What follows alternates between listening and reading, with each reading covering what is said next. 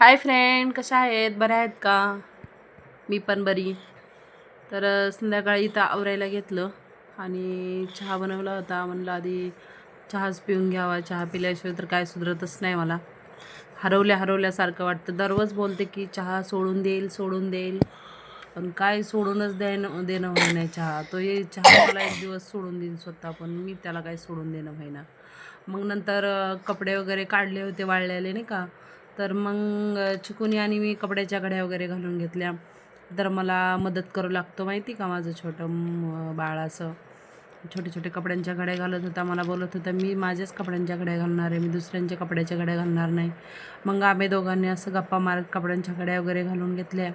आणि कपडे वाळायला टाकताना सगळे कपडे आहेत ना असे उलटे करून वाळायला टाकलेले असतात कलर जाऊ नये म्हणून. आणि ते डबल फोल्ड करताना सगळे कपडे रिटर्न डबल सरळ करायचे असतात, त्याने जास्त वेळ लागतो. आणि हे घरातले कामं आहेत ना, ह्यांना काहीच महत्त्व नसतं आहे, ते दररोजच करायला लागतात. आणि तुम्ही बोलतान की दररोज काहीच नसतं आहे बघण्यासारखं, दररोज हेच असतं आहे बघण्यासारखं. तर मी ब्लॉगच सुरू केलेले आहे, डेली ब्लॉग, घरातले रुटीन वगैरे. तर दुसरं काही दाखवू शकतच नाही, कारण मी बाहेर जॉबला वगैरे कुठं कामाला जात नाही, काहीच नाही. माझं काम म्हणजे हेच आहे, घरातलेच काम करते मी माझ्या स्वतःचेच. त्याच्यामुळे मी हेच दाखवणार आहे. तर मग स्वयंपाक वगैरे आवरून घेतला आणि भाजी वगैरे 2 भाज्या, एक भाकर केली होती, डाळ भात. आणि एवढं करूनही माझ्या मोठ्या मुलाला आहे ना, म्हणजे जेवण वगैरे करू वाटत नव्हतं. मला बोलला शेवया कर.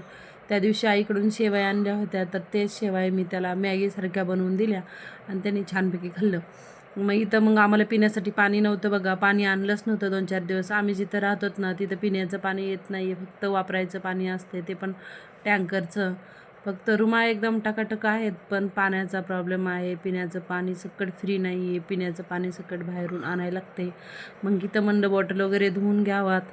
मग मिस्टर आले म्हणजे त्यांना पाण्याला पाठवता येईल. आणि मग असेच कामं वगैरे आवरून घेतलं. स्वयंपाक तर झाला होता आणि मग नंतर डाळीला फोडणी द्यायची राहिली होती. मग ती डाळीला फोडणी तेवढी देऊन घेतली मी नंतर.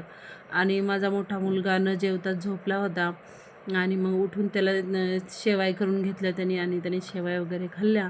आणि असा संपला आमचा आजचा दिवस. तर अशी मस्ती होती माझ्या छोट्या मुलाची. बोलत होता, स्वतःच वाजवत होता आणि मला बोलायचा पप्पा आले पप्पा आले. तर त्याचं असंच चालू असते, नुसती गाडी वाजवत असते दिवसभर, खेळणं सुरू.